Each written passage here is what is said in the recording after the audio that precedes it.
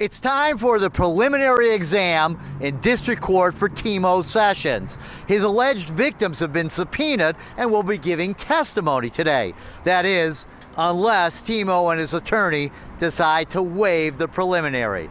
There's Timo, full name Artemio Sessions, charged with conducting a criminal enterprise, a 20-year felony, and false pretenses, a 5-year felony. In September of 2019, I put Timo in the Hall of Shame. Hey, Timo, stop here for a second and talk to me. Talk to me for a second here. Timo ran a company called Garages R Us. His customers told me he'd taken thousands of dollars from them. Their stories were sad. Judith's garage burned down. She told me Timo took more than $10,000 of her insurance money to build a new one, but never did. He took all my money.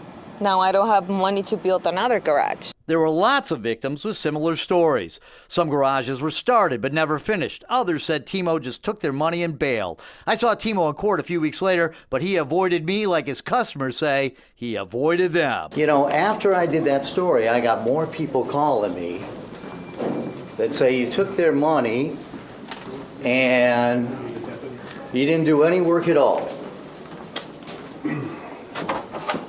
Okay, we'll be waiting for you. In April of this year, Attorney General Dana Nessel announced the charges against Timo. He was arraigned, and now the process continues with testimony in his prelim. But after detailed discussions with my client as well as the Assistant Attorney General, understanding his right to a preliminary exam and the people's burden at that exam, my client would voluntarily waive his right at this time, knowing the matter will be bound over to circuit court.